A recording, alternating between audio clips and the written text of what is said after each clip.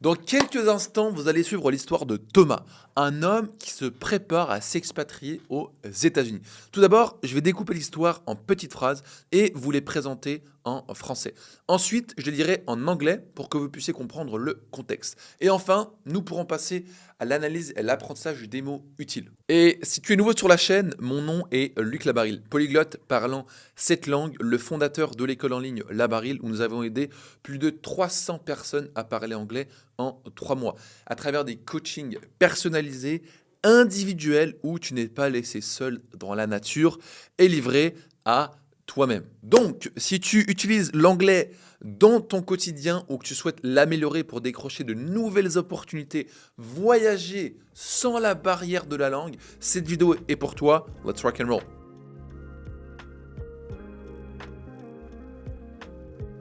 Introduction. Faisons connaissance avec Thomas, un homme qui se prépare à déménager aux États-Unis pour un nouvel emploi. Thomas planifie minutieusement son déménagement, organisant ses affaires et faisant des recherches sur la vie aux États-Unis. Il finalise les formalités pour obtenir son visa de travail, rassemblant tous les documents nécessaires et passant par les entretiens requis.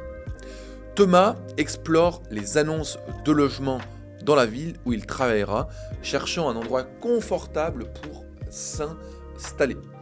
Il consacre du temps chaque jour à perfectionner son anglais, suivant des cours en ligne et pratiquant avec des locuteurs natifs. Thomas établit un budget pour ses dépenses aux États-Unis, prenant en compte le coût de la vie et les taxes applicables. Le jour du départ approche et Thomas prépare ses bagages, se préparant à dire au revoir à sa vie actuelle et à commencer une nouvelle aventure. Après un long vol, Thomas arrive enfin aux États-Unis, rempli d'excitation et d'appréhension pour ce nouveau chapitre de sa vie. Il s'installe dans son nouveau logement et commence à s'acclimater à son environnement, explorant les quartiers et faisant connaissance avec ses voisins. Thomas se rend au bureau pour son premier jour de travail, prêt à relever les défis et à saisir les opportunités qui se présentent à lui. Il s'immerge dans la culture américaine, découvrant de nouvelles traditions, coutumes et façons de vivre. Thomas rencontre de nouvelles personnes et se lie d'amitié avec des collègues et des habitants de la région, élargissant ainsi son nouveau réseau social. Lors de ses jours de congé, Thomas explore les différentes régions des États-Unis, découvrant la diversité du paysage et de la culture. Il s'implique dans sa communauté locale, participant à des événements et des activités qui lui permettent de se sentir chez soi. Au fil du temps, Thomas s'épanouit dans sa nouvelle vie aux États-Unis, réalisant ses objectifs professionnels et trouvant le bonheur dans sa vie personnelle. Maintenant, je vais te citer les phrases suivantes en anglais pour que tu puisses assimiler les sons, observer les sons, et je t'invite à télécharger le plugin Language Reactor pour que tu puisses apprendre de manière plus facile. Let's rock and roll. So, Thomas plans his move, organizing his belongings and researching life in the United States. He finalizes the paperwork to obtain his work visa, gathering all the necessary documents and going through the required interviews. Thomas explores housing listings in the city where he'll be working, seeking a comfortable place to settle down. He dedicates time every day to improve his English, taking online courses and practicing with native speakers. Thomas establishes a budget for his expenses in the United States, taking into account the cost of living and applicable taxes. The departure day approaches and Thomas packs his bags, preparing to say goodbye to his current life and embark on a new adventure. After a long flight, Thomas finally arrives in the United States, filled with excitement and apprehension for this new chapter in his life. He moves into his new accommodation and begins to acclimate to his environment, exploring the neighborhoods and getting to know his neighbors. Thomas goes to the office for his first day of work, ready to tackle challenges and seize opportunities that come his way. He immerses himself in the American culture, discovering new traditions, customs, and ways of life. Thomas meets new people and forms friendships with colleagues and locals, thus expanding his social network. During his days off, Thomas explores different regions of the United States, discovering the diversity of the landscape and culture. He gets involved in his local community, participating in events and activities that make him feel at home. Maintenant, il est temps de te décortiquer les mots et de te les apprendre afin que tu puisses apprendre du vocabulaire et être prêt pour potentiellement ta prochaine expatriation, que ce soit aux États-Unis, à Dubaï, en Angleterre, en Irlande. Voilà. Donc, mets sur pause, je déconne pas. Mets sur pause, va chercher un bloc-notes et prends note de tout ce que tu vas apprendre maintenant. Ça ne va pas rentrer tout seul. Let's rock and roll. Thomas plans his move, organizing his belongings and researching life in the United States. Ici, belongings, c'est tout simplement ses affaires. Il prépare ses affaires, il organise ses affaires. He finalizes the paperwork to obtain his work visa, gathering all the necessary documents and going through the required interviews. Ici, paperwork, c'est tout simplement toute la paperasse, tous les documents administratifs, etc., etc. Thomas explores housing lists in the city where he'll be working, seeking a comfortable place to settle down. A comfortable place to settle down, on va s'intéresser à to settle down. To settle down, c'est s'installer.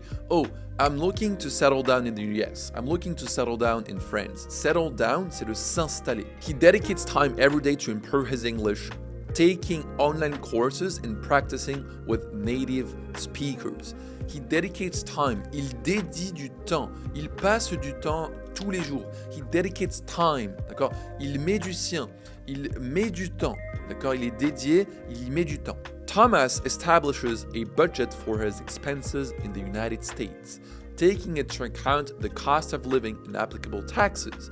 Ici, on va s'intéresser à taking into account. Taking into account, c'est prendre en compte. Donc, il prend en compte le coût de la vie aux US. Vous savez très bien que le coût de la vie aux USA, c'est pas comme en France, c'est pas comme en Belgique, c'est pas comme dans certains pays, et donc il doit prendre en compte, d'accord? Prendre en compte le coût de la vie. Departure day approaches and Thomas packs his bags, preparing to say goodbye to his current life and embark on a new adventure. The departure day approaches. Le jour du départ approche.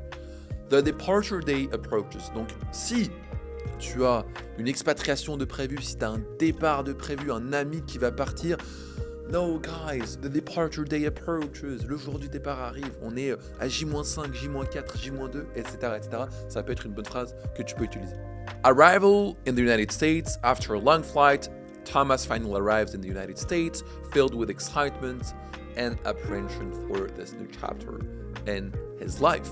After a long flight, après un long vol, after a long flight, après un long vol, Thomas il arrive, il est content, bam, il est excité. Donc after a long flight, après un long vol.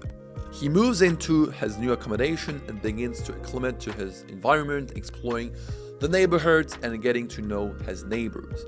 Accommodation, c'est tout simplement le logement, d'accord? À ne pas confondre avec Airbnb, hotels, etc., etc., house, villa. Accommodation, c'est vraiment le logement. Donc ça peut être un Airbnb, un hôtel, une villa, peu importe. Accommodation, c'est vraiment le nom, le mot, pardon, que vous allez l'utiliser quand il s'agit de logement, d'accord?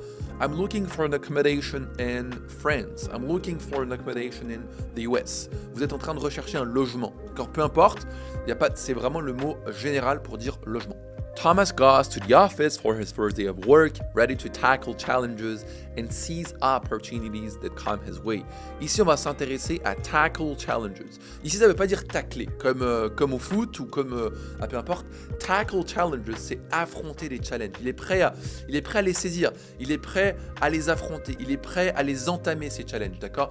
To tackle challenges, and this is what I'm going to tackle today. C'est ce que je vais entamer, c'est ce que je vais affronter, c'est ce que je vais faire, d'accord? I'm ready to tackle this. Il faut qu'on le prenne en compte, il faut qu'on le fasse. C'est pas tacler, d'accord? C'est une mauvaise traduction du français.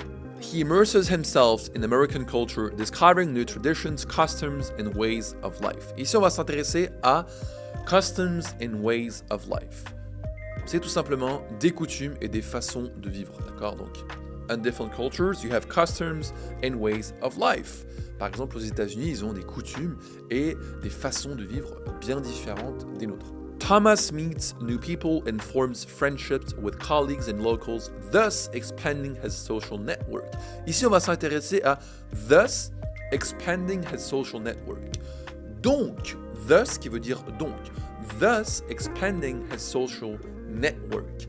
Donc étendre son réseau social, son réseau d'amis, d'accord? Thus expanding his social network. D'accord? Donc son réseau d'amis, il est en train de l'étendre. During his days off, Thomas explores different regions of the United States, discovering the diversity of the landscape and culture. Diversity of the landscape and culture, c'est la diversité du paysage et de la culture. D'accord? Il est en train de découvrir, voilà, il voit que le paysage a une grosse diversité et que la culture est également évidemment très diverse. He gets involved in his local community, participating in events and activities that make him feel at home. Ici, on va s'intéresser à that make him feel at home. C'est tout simplement des choses qui lui font sentir comme s'il était chez lui. Oh, this make me feel like I'm home. Alright? Ça me fait penser comme si j'étais à la maison. D'accord? Vous fassiez X ou Y chose. Oh, it makes me feel like I'm home. Okay? It makes me feel like I'm part of this. Ça me fait penser que j'en fais partie, etc. It makes me feel like I'm home. Alright? Ça me fait penser comme si c'était à la maison. Bravo, maintenant tu as compris l'histoire en partant de zéro. Et ce qui est incroyable avec cette méthode, c'est qu'au début de cette vidéo, tu ne comprenais absolument rien de cette histoire. Maintenant, tu as compris, d'accord? Ta compréhension s'est améliorée, tu as appris du vocabulaire. D'ailleurs, si tu souhaites avoir le transcript de cette vidéo, le texte avec l'audio et la liste de tous les mots en vocabulaire, je te laisse checker la description. Tu as juste à cliquer sur le lien et tu pourras accéder directement au transcript de cette vidéo, à l'audio et également avoir toute la liste de vocabulaire avec pour bien le retenir. Et si tu regardes cette vidéo et que tu souhaites aller plus loin, que tu dis « Ah mais ça a l'air pas mal ça, comment est-ce que je fais pour parler anglais dans les 3 prochains mois? Est-ce que ça marche pour moi si je pars de zéro et que je comprends absolument rien? Est-ce que ça marche pour moi si j'oublie tout ce que j'apprends, que j'ai une mémoire de poisson rouge ?» On a aidé des dyslexiques, des chefs d'entreprise, des gens très occupés qui n'ont pas le temps. Eh bien, je t'invite à prendre rendez-vous sur luclabaril.com. Le lien est en description, luclabaril.com.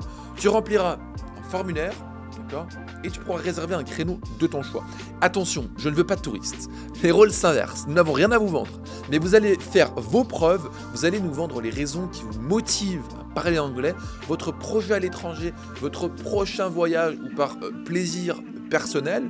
Nous travaillerons uniquement avec les plus ambitieux. Cet entretien est évidemment entièrement offert et sans engagement. Nous allons regarder tes objectifs de plus près, quel est ton niveau et comment est-ce que la Baril peut potentiellement t'aider à parler anglais rapidement. Et sur ce, on se voit dans la prochaine vidéo.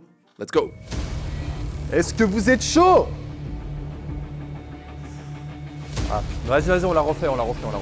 C'était pas ouf. Est-ce que vous êtes chaud?